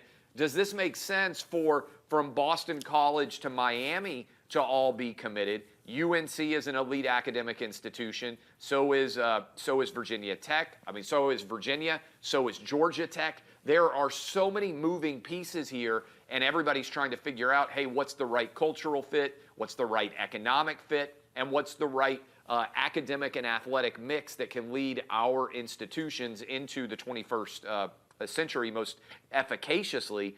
And boy, I just say get your popcorn, because I think we are just getting started. Oh, seems like we may have lost Clay there, but oh, Clay, you still there? I've still got you guys. Okay. Oh, there we are. Okay, we lost you. And I'm breaking it down. Yeah. Lost you so, just for a moment. Like I was saying, guys, I mean, I think it's utterly fascinating to see how exactly this is going to play out. And then keep in mind, look, the one rule that is a cardinal rule of college football and college athletics expansion, nobody's taking less money. So at a minimum, you're going to have to make the same amount of money. So how many schools out there can increase the brand value of a Big Ten, of an SEC going forward? They're all putting their best foot forward out there and trying to make the case for why they would be great fits for these conferences. But if you're USC and UCLA, you can't blame them for making the move. You had to take this phone call when they reached out to Kevin Warren. And like I said, I just think it's an absolute home run and coup for the Big Ten. Yeah, you mentioned Kevin Warren. I want to close with that. You did a great podcast with him maybe a year or two ago where, yeah, it was really a fabulous listen and learned a ton about him in the course of that. And as you mentioned, man, he took over at the most challenging time, maybe in the history of college athletics. It was really tough. I mean, I'm not suggesting he's going to take a victory lap, but what does this mean, do you think, for him personally? I think it changes everything. Look, adding institutions is a legacy move for conference commissioners. It just is. When you look at Mike Slive adding Texas A&M and Missouri, you look at what Jim Delaney did, adding the schools that he did, the Rutgers, the Marylands at the time, and certainly Nebraska when they expanded. This is the kind of thing that people will talk about 50 years from now. This is not a 2 or 3 year move. This is a historical legacy move for Kevin Warren. So if I were him, I'm sure he hasn't slept very much. These deals are very difficult to hammer out. I would be popping a bottle of champagne. I would be kicking back, and I would be putting my feet up and saying, finally, we made it through the difficult COVID years. By and large, we now are looking towards the next 20 and 40 years, a generational move. That's what this is, to add USC and UCLA, who were founding 100-year members of the Pac-12 conference. This is an iconic addition of two brands that will cement Kevin Warren's legacy for all time, really, because whenever people talk about the Big Ten now, they are going to discuss who was the commissioner when these schools came in. So it is it's a legacy-defining move for him, for the Big Ten. And now the question is, and I know everybody out there watching us right now is working through it in their head, what's next, right? What are the next sort of dominoes to bring conference realignment? I wrote at Outkick a little while ago that basically what we saw in college athletics was the Berlin Wall has come down in terms of NIL. Players can now make money. We've gone from a form of communism where players were restricted in what they could earn to real, just rampant capitalism almost overnight. It's a major paradigm shift, and you referenced the podcast that I did with the Big Ten commissioner a while back, which was just a fascinating story. He's overcome a lot in his life, and I think that people who have overcome a lot in their life are more able to adjust on the fly. I think Greg Sankey has done it in the SEC. I think now Kevin Warren has done it in the Big Ten, and these are now the two absolute lions of the college football landscape that are looming over everything, and they now have their pick. Everybody's going to be calling them, and it's really just a question of how many teams can they add? Do they want to expand?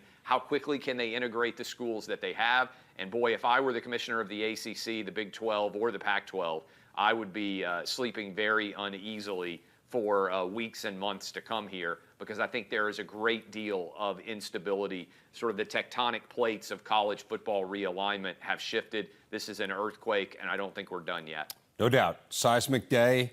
Well said. Clay Travis, as you said, what's next? That's what's going to engage us here going forward. But we are certainly excited today with this edition of the Big Ten. Really appreciate you joining us. Thanks so much, Clay. Thanks a lot. Happy 4th to everybody. Boy, it's going to be an exciting one for college football and basketball fans sitting around talking about this. We will have a few things to talk about over the cookout. Here is the statement released by the Big Ten. This from Commissioner Warren, who we were just speaking of.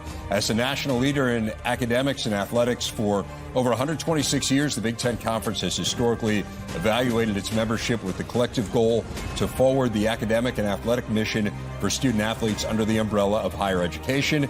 The unanimous vote today signifies the deep respect and welcoming culture our entire conference has for the University of Southern California under the leadership of President Carol Folt and the University of California at Los Angeles under the leadership of Chancellor Gene Block. I'm thankful for the collaborative efforts of our campus leadership, athletics directors, and Council of Presidents and Chancellors who recognized the changing landscape of college athletics, methodically reviewed each request, and took appropriate action based on our consensus. So those are the words of the commissioner. And again, for those who know Kevin Warren and know everything that he has been through, I think Clay makes a really good point. It was, I mean, I can't imagine taking over a job at a more difficult time. It was a very challenging period for him early on. But I mean, this is I don't want to say it's a mic drop move because I don't think he's planning on dropping the mic anytime soon. But it is one of those moves that, as Clay said, it cements your legacy. Listen, it wasn't just difficult to take over in COVID. Remember, Kevin Warren replaced Jim Delaney, who is widely considered to be the most influential commissioner in the history of college sports. So those are going to be massive shoes to fill anyway. And then as soon as you take over, the world as we know it, not just in college athletics, the world as we know it stops. And Kevin, and he's well aware of this, took a lot of criticism from the outside and did not in any way fire back in a negative fashion. He stayed positive throughout the entire thing, which had to be an almost impossible quality to show. But he did that for 2+ years. And I think Clay is right. I think it's a generational move, a legacy move for him. And I think the statement that you just read and one thing that Clay said really go hand in hand. This is about increasing brand value for both the schools and the conferences that are interested in aligning with each other. And when you think about what USC and UCLA bring to the Big Ten, that increases the value of the brand that is the Big Ten. The Big Ten, taking in USC and UCLA, do the exact same thing for those two schools. So you have this situation where we don't see it a lot in sports. Both sides win. And both sides here have won on this day with USC and UCLA becoming the 15th and 16th members of the Big Ten. And I think the only reason that you expand at a time like this is if those schools can help you. Correct. If those schools can bring more, then, you know, again, it's kind of the slices of the pie metaphor I think we've talked about. And they have to kind of bring their own slice of the pie to the table because, again, you're divvying out. I mean, look, we're talking about money to a large extent, and you're divvying out money. So do you increase the value of your brand? I mean, absolutely, with these schools. And then I think clearly they believe the Big Ten helps them immeasurably as well. So, no, to your point, it is a classic win-win. And that is the calculus. I mean, I think as you look around and you talk about what might come next, and that is going to be the discussion here. Again, as much as we're basking in the glory of this day, it is certainly going to lead us to some more conversations here in the near future as to what lies on the horizon. And it is going to be about kind of what can you bring to the table. Yeah, and I know we're in a different day and age than we were certainly when Penn State joined in 1990, even when Maryland and Rutgers joined in 2014. But it seems like yesterday that Maryland and Rutgers joined the Big Ten. We're talking about 8 years. So when we ask what's next, I do think that Clay was correct in saying if the Big Ten wanted to do more right now, I think it would have done it now. Now, we don't know that for sure, but obviously, yes, they took the call, but the due diligence and research has been done on USC and UCLA like it was done on Maryland and Rutgers, like it was done on Nebraska in 2011. This is never going to be something you're going to rush into, regardless of how quickly the landscape in college sports is shifting. So this is something that's well thought out, and I think something will come next. I just don't think that anybody is going to be in a hurry without making sure that all of those boxes are checked to make sure that they are increasing the brand value. Of course, I mentioned Nebraska with the expansion in 2011. We are getting statements from all of the Big Ten current member institutions regarding today's news. This from Nebraska Chancellor Ronnie Green, and it's a shared statement, also Trev Alberts here. Quote, "This is an exciting and historic day for the Big Ten Conference and the University of Nebraska. The addition of UCLA and USC to the Big Ten is a bold, ambitious step during a time of historic change in the college athletics landscape.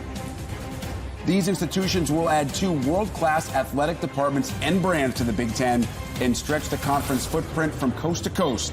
For the University of Nebraska, there are many positives associated with this expansion. UNL has a large alumni base in California that will have a great opportunity to regularly watch our teams compete in historical athletic venues in Southern California.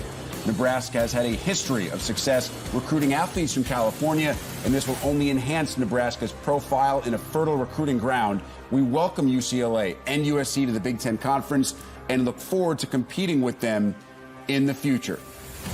Very important there, Dave. Even the schools are stating this increases a fertile recruiting ground for us, for Nebraska, the current closest school to the West Coast. You start to think about Scott Frost and what he needs to do to get that program back to where it was when he played at Nebraska. Step 1, 2, and 3 is recruiting. And if he can get out on the West Coast and get some more of that talent, of course, Adrian Martinez came from California as well. You start to do that, maybe you start to change the face of what Nebraska football can be in the next couple of years as well. Yeah, if you know the history of Nebraska football, I mean, Tom Osborne, I mean, he was in California all the time. So no doubt. And I think another point that was made in that Nebraska statement that I recall going down a similar road when we were talking about particularly the additions of Rutgers and Maryland is how many Big Ten alums live in these cities, right? I mean, now all of a sudden you're a pick the school, Purdue alum, Northwestern alum, Penn State alum who lives living in LA. California. Your school's coming to you now, right? I mean, how exciting is that for these fans to know that there's going to be a football game? Maybe it's once a year, maybe it's every couple of years, a basketball game. Again, that was huge when the Big Ten expanded its footprint to the East Coast. It holds true today as well as the Big Ten heads to the West Coast. The Big Ten is heading west, and we're heading west with them with plenty more conversation about the additions of USC and UCLA.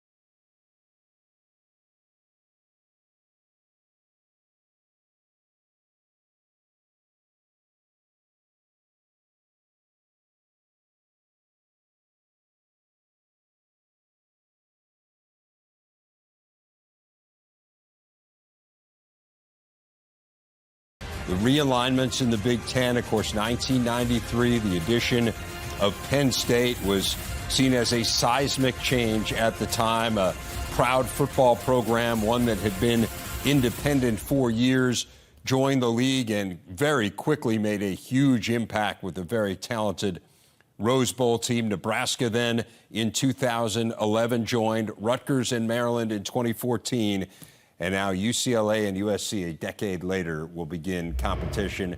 Very pleased now to welcome in our friend and colleague, Big Ten Network analyst Gerry DiNardo. Gerry, I'm going to start with the most pressing and obvious issues surrounding the addition of UCLA and USC.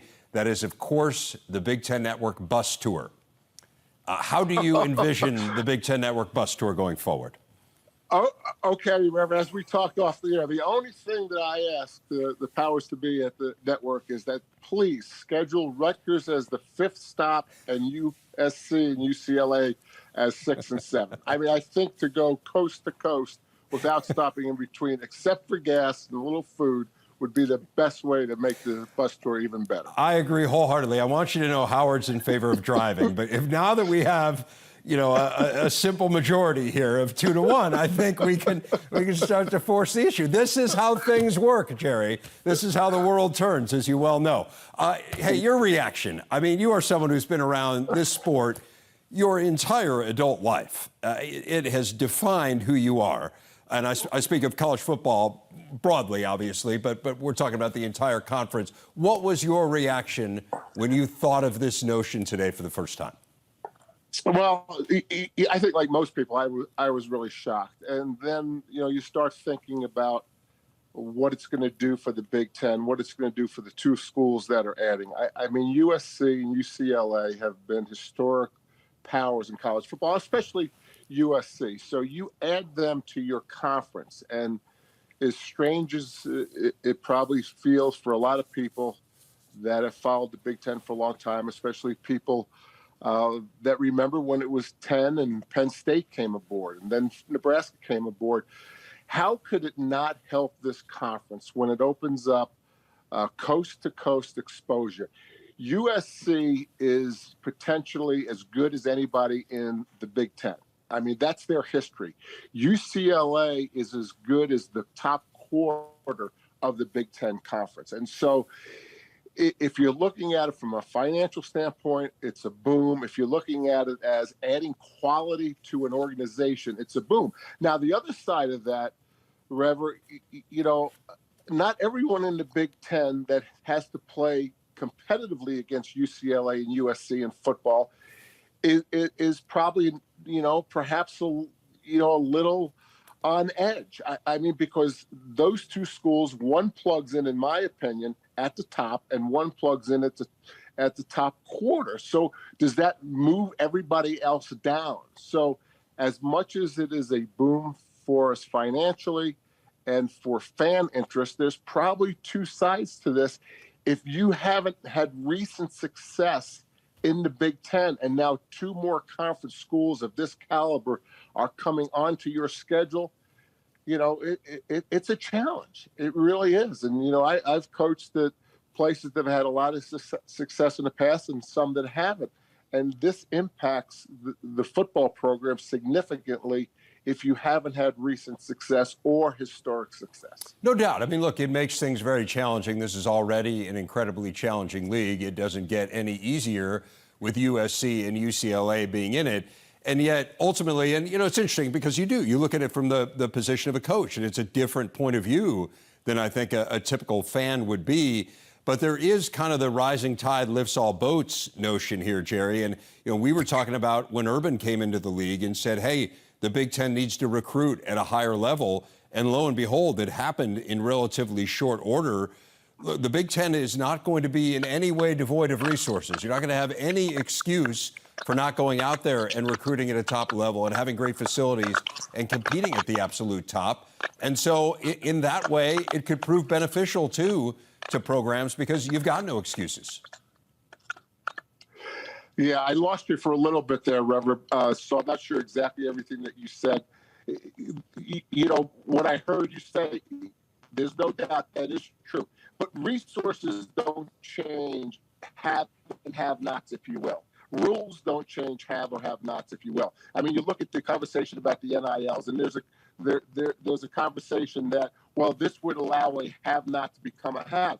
I disagree, because whatever the have invests to become a have, the haves are investing even more. So, yes, it makes it better resource-wise, and perhaps better for other sports other than football.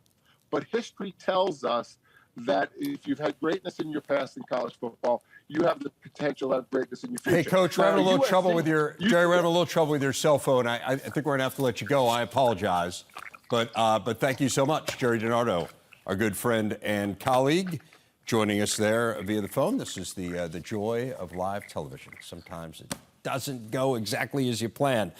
Here is the statement from UCLA, and this is from USC, actually, from President Carol Folt, saying, in analyzing a move to the Big Ten, we thoughtfully considered the prospect of additional travel for our student athletes. We're committed to devoting the necessary resources to ensure our student athletes can continue to thrive in their coursework with minimal travel disruption. We know the Big Ten shares our commitment to prioritizing student athletes' well-being and academic demands, and we are fortunate we can spend the next 2 years working with the conference on travel and scheduling plans. We've certainly talked a bit about the logistics during the course of the day. She went on to say, we're especially pleased that our crosstown rival UCLA will join us in the Big Ten in 2024. While we are fierce competitors on the field, we have a rich tradition of collaboration that we're excited to continue.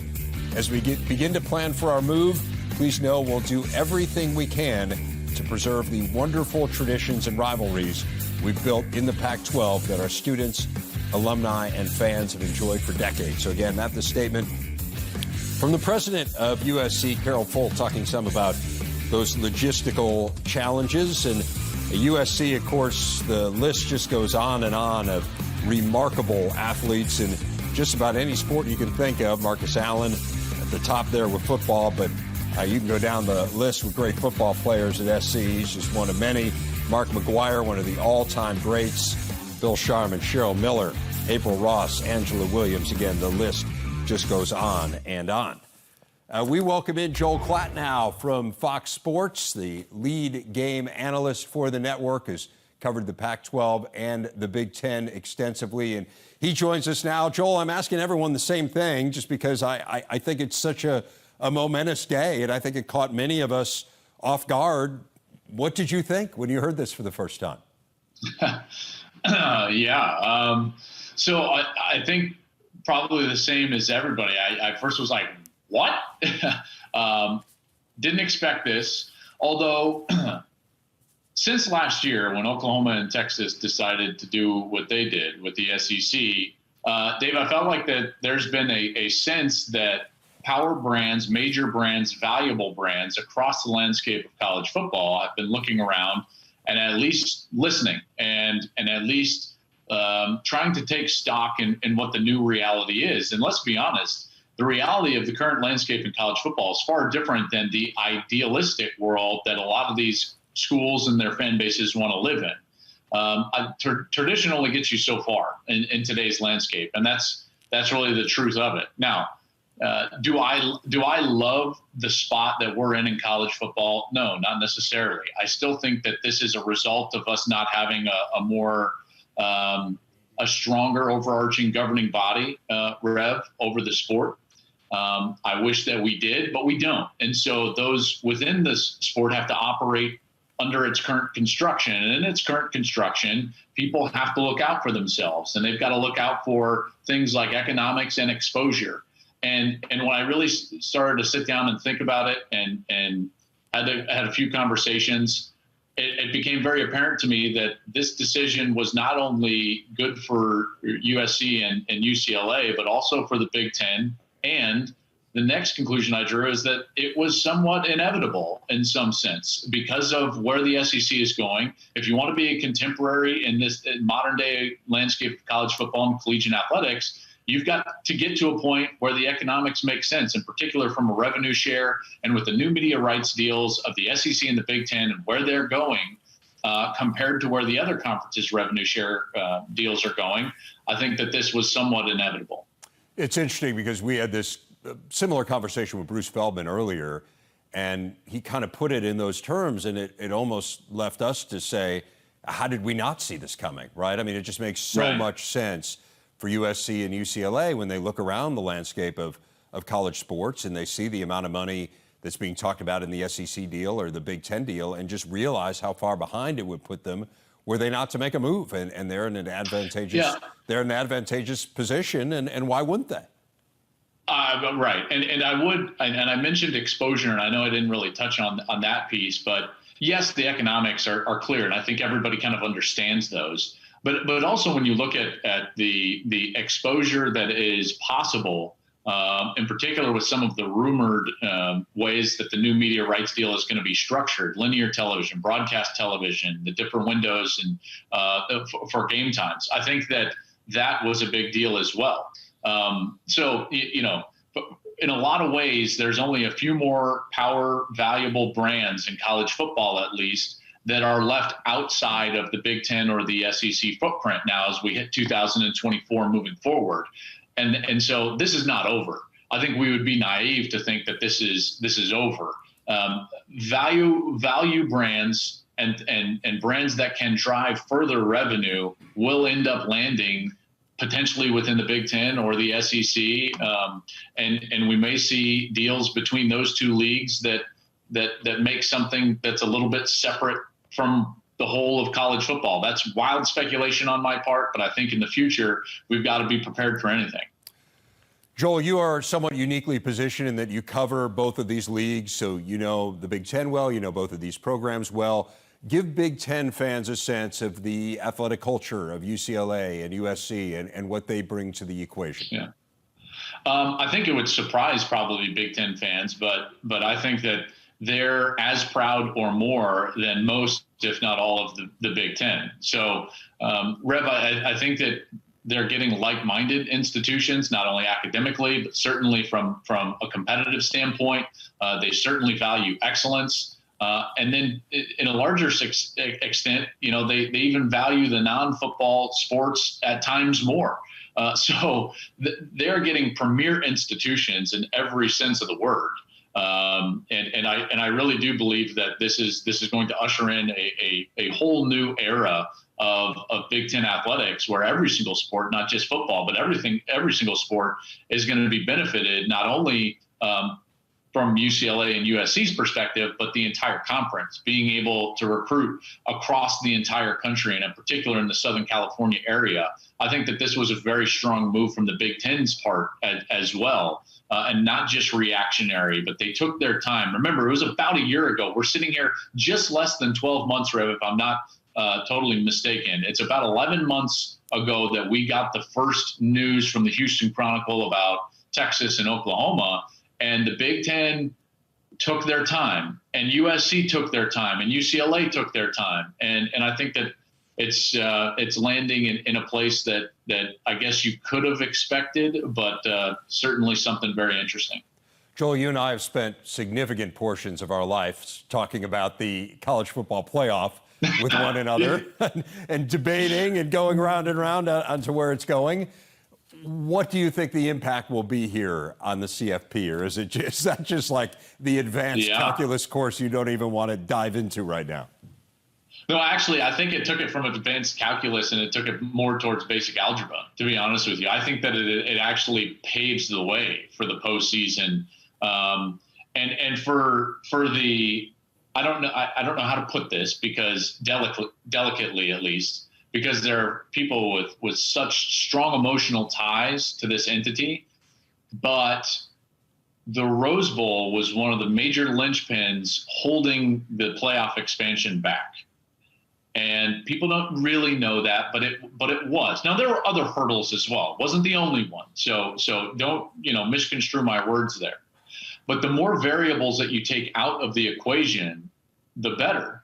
I think that today's move paved a much easier path towards a postseason that all of us would enjoy a lot more than what we currently have, and I think that would be better for the sport than what we were trying to do to negotiate a new postseason even back in December. So I think it's no longer advanced calculus. I think it's actually more along the lines of, basic, if not, algebra 2, if you will. I think that we will see, because it'll be beneficial to both the SEC and the Big Ten moving forward, we'll see an expanded postseason and a postseason that we'll enjoy. I blame myself for the math metaphors that have gotten out of control here. I know. Joel Klatt, great stuff. I tried my best. Thanks a ton for your insight. Really appreciate it. Absolutely. Have a good day. You do the same. Plenty more. Urban Meyer on the other side. His thoughts on the Big Ten expanding west.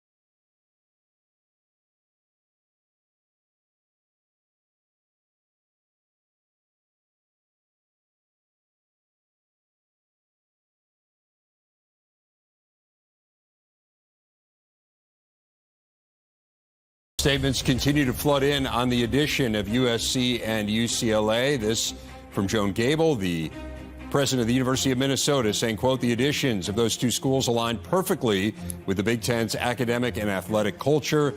These are two of the most prestigious institutions in the nation.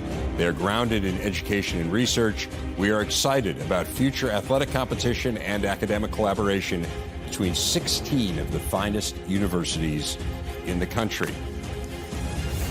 As promised now, we welcome in three-time national championship coach Urban Meyer, who has, through the years, lent plenty of insights to us here on the Big Ten Network. Coach, I was talking with Gerry a little bit earlier. I want to start here with you. Recruiting. That you were one of the greatest recruiters in the history of college football when you got into the Big Ten. You talked a lot about how you felt like the Big Ten needed to kind of up its collective recruiting game, and it did. Give us a sense of the recruiting impact from both sides of UCLA and USC coming into the league. Well, Dave, good to see you. It's been a minute. Any time you hear any conversation about conference realignment, about hiring a staff, about anything in college football, the first words have to come out of your mouth are about recruiting. And then you talk about a lot of other things, and then you close with recruiting. And I've seen conference realignment like we all have over the years. And be quite honest with you, it didn't make a lot of sense. Where this school is going to jump to this conference, then there's not really a rivalry there. There's not foundation for recruiting. But this one makes sense to me. I heard about this a while back, and I was like, wow. I started scratching my head saying, can they really do this? And then you started I lived in that world for so long that Ohio State and, the Wolverines and there's some great football players in Los Angeles that when USC and UCLA are down a little bit, you can go cherry pick them a little bit. But now you're going to see the floodgates open up, in my opinion, because now those families will be able to watch their sons play. It makes a lot of sense to me. And academically, reputation, and there are natural rivalries between UCLA, USC, and the Big Ten Conference. Yeah, it is fascinating from that perspective, the notion of being able to go into Southern California, which all of these schools have done to some extent. I mean, you go up and down Big Ten rosters, and Southern California is part of the equation. Whether it's the biggest part of the equation, obviously it's not. You're going to start in your own backyard. But there's no one who doesn't try to get players out of there. Can the inverse be true as well? I mean, I know there's so many players. It's such a fertile recruiting ground. If you're UCLA and USC, maybe you say, well, we don't need to go to any of these other places. But it seems to me, to at least a certain extent, it works both ways, Coach. Well, Dave, go backwards a little bit. When Pete Carroll was at the USC, I believe I was at Florida. You didn't go to California. You're wasting your time. It's a lot of travel. You're not going to go in there and beat Pete Carroll. The one thing about California, there's abundance of players. So their 2s and 3s are 1s in every other state. But you didn't go in there. But right now, I just think because of the way air travel is, because it's such an open, you can go travel anywhere. I see this being an opportunity for, I'm telling you, Wisconsin's going to go in there. There is so many football players in California fall over them. Now, the elite, you'll see the street fight between Lincoln Riley, Chip Kelly, Ryan Day, and Jim Harbaugh.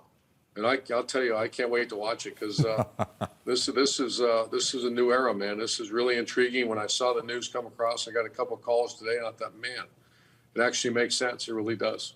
Right, and as you say, I mean, you don't necessarily need to. If you are one of those other schools that isn't the ones you mentioned, you don't necessarily need to beat them on the elite guys because, as you say, it's going to be very difficult to do that.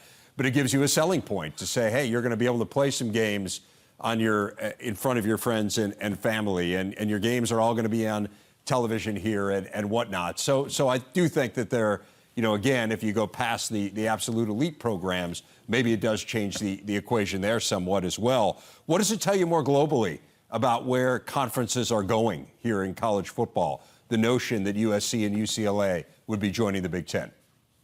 Well, I had a couple of conversations today with some higher ups and actually both conferences. And I think within 4 years, you're going to see a transformation that a lot of people really won't recognize college football. I think you're going to see 2 power conferences. I really do. I don't know what those are. I have an idea. I see, that this name and likeness, it's that airs out of the blue and you can't put it back in there.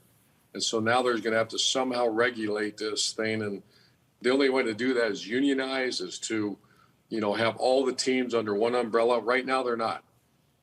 Everybody's watching out for themselves. So there's different rules in different states. Someone asked me about why don't they just do a salary cap like the NFL? And I'm like, what are you talking about? That's not even the same conversation, because in the NFL, they're all under the umbrella of the NFL. In college football, it's not that way at all. So I can see something. This is, when Oklahoma and Texas made the move, everybody in the college football world said, uh-oh, what's next? Now you see USC and UCLA jump in the Big Ten. Everyone else is saying, what about Oregon? What about Arizona? There are some really, really good football schools out there. What happens to them now? And what happens to the Big 12 conference? Is it going to be a Pac-12, Ohio, Pac-12, Big Ten? Is it going to be SEC, ACC, and then the Big 12 kind of just find its way? This is going to be, I'll tell you what, people are going to be, it's all positioning right now. How does this affect coaches? Above and beyond the obvious recruiting, but like what kinds of conversations do coaches have at the highest level when they see moves like this being made around them? I don't know. I think the best coaches I've been around, and when we run our A game, it's you're very blinded to the outside. You got a football team to coach. You recruit your tail off. Your AD comes in and tells you this is what's going on, and you move forward. And the first thing I can promise you, I'm very close with Ryan Day, and obviously Jim Harbaugh is a very good recruiter. The first thing in Lincoln Riley's mind, I don't know him very well, I'm sure, is recruiting. Chip Kelly is an excellent football coach, but is recruiting. How will this, are they going to, do you take an UCLA and USC and do they start cherry picking out in the Midwest? Now, I'm not sure you have to because you have so many players there. But I think the coaches right now are just blinders on, recruit your tail off, and let the chips fall where they may. Just play who's on your schedule, huh? That's it. Yeah. I do want to ask you before I let you go, you obviously have deep ties to Notre Dame, having been an assistant coach there. To what extent, if any, do you think this changes the equation for them? I think it changes big time. How so? I can't tell you exactly what that means because Notre Dame is often an island by itself. They're an independent, that play in the ACC. But I think, this is all about positioning. And, maybe they stay an independent, but I tell you, there's got to be having some very, very serious conversations about the future of that upper elite level of college football. Coach, always a pleasure to talk to you. Thanks so much for giving us some of your time, and hopefully we'll see you here in the near future. Good to see you, Dave. That is Urban Meyer, and we're talking a lot about USC's football history. UCLA's is pretty good as well. Gerry Beeman, of course, won the Heisman there in 1967, 36 bowl appearances in all. And we've talked about Chip Kelly and the job that he did last year. It has taken a little while for him to get UCLA to where they had hoped to be, but the offense started to get dynamic, starting to see signs of it after going 8-4 last year, Mike. All right, more coverage of this incredible news. The Boilermakers sent out a tweet saying Boilermakers in the Big Ten will be on the West Coast soon. Boiler up in SoCal as they welcome to the Big Ten UCLA and USC. Meanwhile, the Badgers also saying it's official. Welcome UCLA and USC. In case you're just joining us, Mike Hall and Howard Griffith here recapping the top story tonight, which is In-N-Out burgers are now a Big Ten food. I like that. That's a good thing because I like their place. I think they've got a new market that they can expand to if they want. There are so many questions that won't be answered for, in all likelihood, months, if not a couple years. But let's get some early thoughts on some of them from you. The first off is divisions. Right now, the Big Ten has their second form of divisions. It was Leaders Legends at first. Now it's East-West. There's been talk that that's going to be shifting anyway in the coming months. What do you think going to 16 does for that discussion? Well, I think they're still going to have those discussions because you need to figure it out. Do you bring the two West Coast teams and force them, or don't force them, but place them in the West, and you move two Western teams now to the East? So I think it's a perfect time to reshuffle the deck. If that's what the Big Ten Conference wants to do, that would be helpful. But I know there'll be a lot of discussions about doing that. And that also comes into the idea of how many Big Ten games are you playing, right? If it stays at the 9 level, which is possible in theory, right? Just doing the math in my head. If there's 16 teams, year one, so you can't play yourself, so that's 15 other teams. If you had 3 teams you played every year, you could play 6 one year, 6 the other, and you'd play every team at least once every other year. And I think that's an important part when you start to think about what the commissioner wants to make sure that the student athletes are able to do, have that great college experience. And I think part of that is to be able to play in other venues that are really outstanding. So I think that'll be a big part of it as well. Something else that jumped out to me is the idea of the Big Ten owning a fall Saturday is a real thing right now because you already have games from the Big Ten here in the Central Time Zone at 11, at 2:30, and then in prime time at 6 or 7. You could add 10 o'clock Central Time now if you're going to have a game in Los Angeles. You could do that, but I think one of the things that we've seen, and I think this is probably one of the reasons that we see UCLA and USC is the Pac-12 after dark was exciting for some, but if you were in the Midwest or out East, that was something you really couldn't get into because you were going to sleep because you've been watching football all day. But I think it's still something, when you talk about owning the entire day, the Big Ten will now have that option. I think whatever is in the best interest of those student athletes is what's going to happen. Joel was asked about the college football playoff implications. And again, this is something we don't know, but it does clearly seem that there are at least 2 massive super conferences now. How does that change what you think the college football playoff can become? Well, you talk about the strength of schedule, right? Both of these conferences are going to be unbelievable when you look at it from that perspective. And I think what Joel was alluding to is now one of the issues that we were having was you were not including those West Coast teams weren't able to necessarily be able to make it because of that conference. Now I think you're able to open things up to more of the college fans from east to west, and that's going to help the college football playoffs. And there was a thought that the Big Ten wanted to make sure that a champion was in. I wonder how much that doesn't matter anymore. If you have this many good teams now, you're going to get a bunch of at-large. If hypothetically, if there's 12 teams in the playoffs. Well, let's remember, that was important the first time around, right? Tweaks have happened. Obviously, we've added teams. We're probably going to go to expansion, so we're going to see some different things. So I don't know if it's going to be as important. I think it's going to be the best teams need to be in, and most of the times those are going to be conference champions. But what about that number 2 team? What about that number 3 team? What do you think is going to be the biggest adjustment for USC and UCLA as they now join this brand new conference? Well, I think one of the things, travel is the first thing that comes to mind. And you're going to have departments that are going to spend a lot of time with some of the other Big Ten institutions and trying to figure out what's the best time to travel. Because going back to the Olympics, really in '84, they really started to talk about if you're traveling from the East Coast to the West Coast or vice versa, when you're crossing those time zones, how important those are for the student athletes to be in the right position. And the resources, and we've seen both presidents talk about that, the resources are important. They're going to really prioritize that being able to take place and make sure you take care of the student athletes. But it's still going to be an adjustment. It's going to be one of those things. I mean, if you travel, if you go out west as the Big Ten teams that we've seen play late games, they're not back here till 4:30, 5 o'clock in the morning a lot of times. So it won't be as bad because they're gaining time when they go back out west, but it's still ultimately going to be an adjustment that all the student athletes are going to have to make. Yeah, I'm fascinated by the way they'll attack that. I mean, do teams, when they're going to LA, do they leave a day earlier? Do they just leave earlier in that day? I mean, that's such an interesting thing that I'm sure that's one of the first things the Big Ten is saying, well, we're going to conquer this when we get the moment. One of the things that I think that we've been able, I think universities have been able to figure out is remote learning. Right? That's what we've been able to figure out through COVID. And I think that's going to be one of the things, particularly when you talk about the non-revenue sports or the Olympic sports, they're going to have to do some of that because you talk about having travel partners, you talk about going out and maybe spending 3, 4, 5 days on the West Coast so that you can see some different places, you can play those games. Those are going to be important. Talking about baseball and softball, things like that. But I think it's going to have to be figured out. But I know that the academics is always going to be important. You don't want your student athletes missing class, but remote learning can help that, obviously, and being able to have tutors that are with you.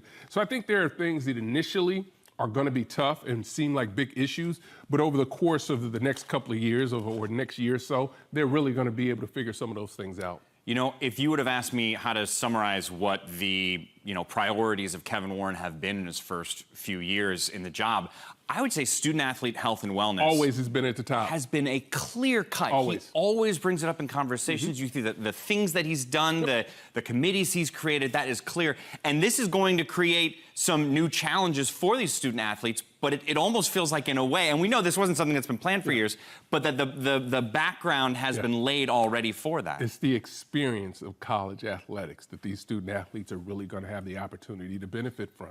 Talk about traveling east to west, being able to play in some of the best venues, the fan bases, being able to travel. I can imagine Iowa, right? Iowa having a chance to go out and play in USC. They do it obviously at the Rose Bowl, but to be able to play that game at the Coliseum, to be able to have the Badgers host UCLA. It's just some fabulous games and some fabulous opportunities that are now in place.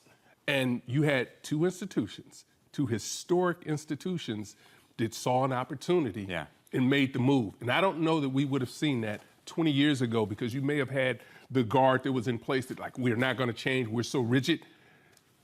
These leaders really did a tremendous job of stepping up to the plate and putting their institutions in the very best place. And they talk about stability. That's what they've given their universities. A lot of these answers will be coming soon. I'm also already looking forward to Purdue UCLA men's basketball. That'd be great, right? A John Wooden game, See? right? Yeah. I mean, he made his bones at Purdue, became famous at UCLA. That is going to be an annual event to watch for sure. The excitement is here, and it is growing the more you think about the cool different wrinkles and details as the Bruins and the Trojans are now a part of the Big Ten. Our coverage of this breaking news will continue when we come back.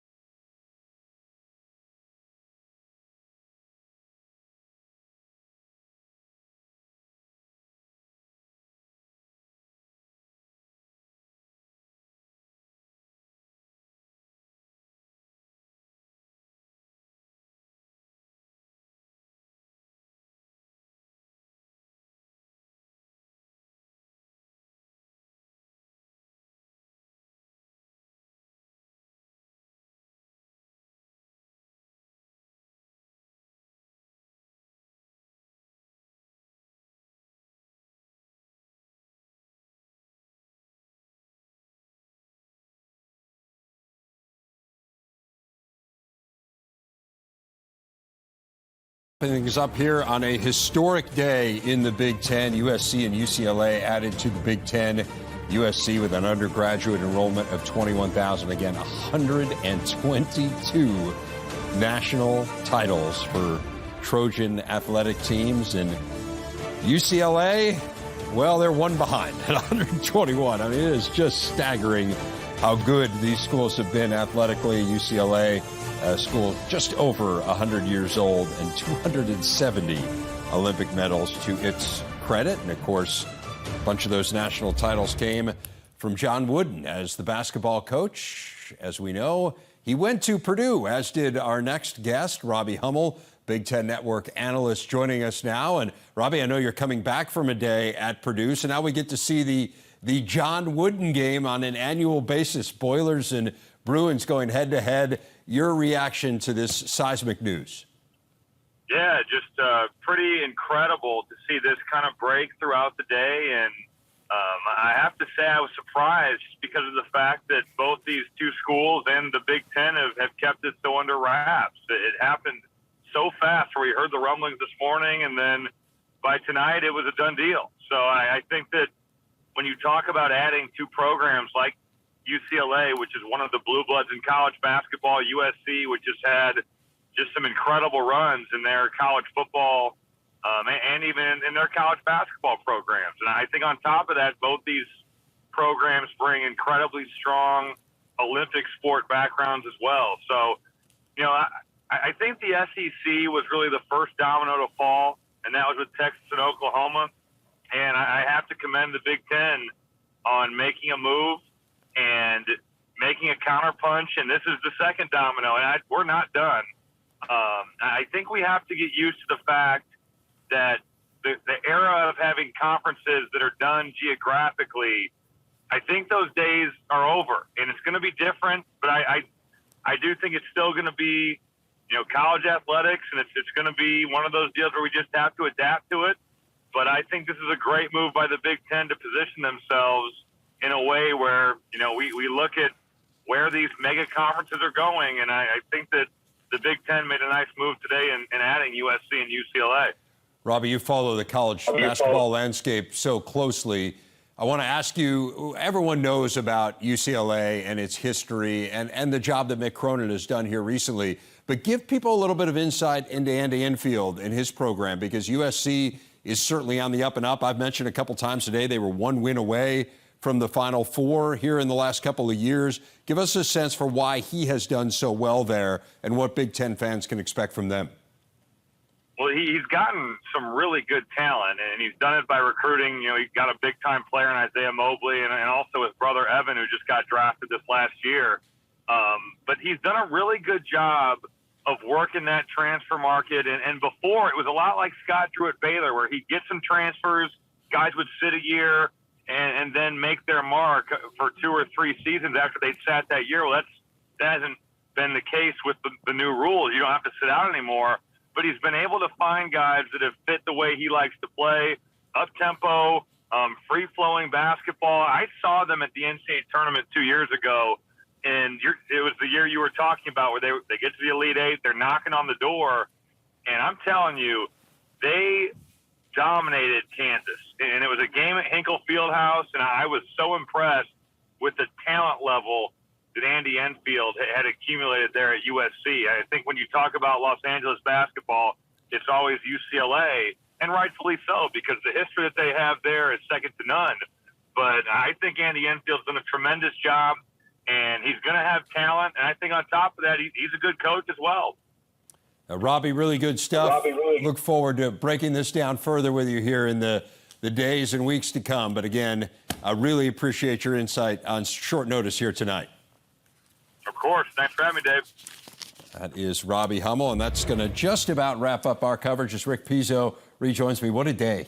It's been unbelievable to see not just the social media responses, but all the interactions that you shared with the likes of Joel Klatt and Urban Meyer and Robbie Hummel, Mike DeCourcy, getting both basketball and football perspectives. Obviously, we've talked a lot about the Olympic sports impact and the impact on the existing Big Ten schools. We'll finish with one final statement. This one from Indiana University, just sent a few moments ago from President Pamela Whitten and Vice President and AD Scott Dolson. Great day for Indiana University with the news of the acceptance of requests from UCLA and USC to join the Big Ten Conference. Both are highly respected academic institutions that share our commitment to premier education and research. They also both have rich and storied intercollegiate athletic programs that will enhance the world-class opportunities that our Indiana University student athletes already enjoy. Their arrival will strengthen the Big Ten's long-standing reputation as the preeminent conference in all intercollegiate athletics. And I think that's a great way to finish, because that does really sum up what today is for the Big Ten. It strengthens the Big Ten in every way, whether you want to look at this from an athletic perspective at the two most visible sports, football and men's basketball, the Olympic sports, whether you want to look at this from the way that the nation views college sports programs and the way they view USC and UCLA, and for those schools to be joining the already preeminent conference that the Big Ten is with the 14 current member institutions. It is a day as big as this conference has ever had since its founding. Oh, I would agree. And again, I mean, it's funny to think about it, right? In the old days, in the very first days of the Big Ten, it was referred to as the Western Conference. So it feels like it's kind of all come full circle here. From a very, very long time ago. Yeah, I mean, it is remarkable to think of that. But you think about enhancing your league athletically, you think about academically, you think about getting into markets box has been checked that you weren't in before. Everything you could possibly ask for was answered here today. Question. This was a lot of fun. This was a lot of fun. Yeah. I wouldn't suggest we do it again anytime soon. I was going to say the exact same thing. For the whole gang, thanks so much. We'll see you next time.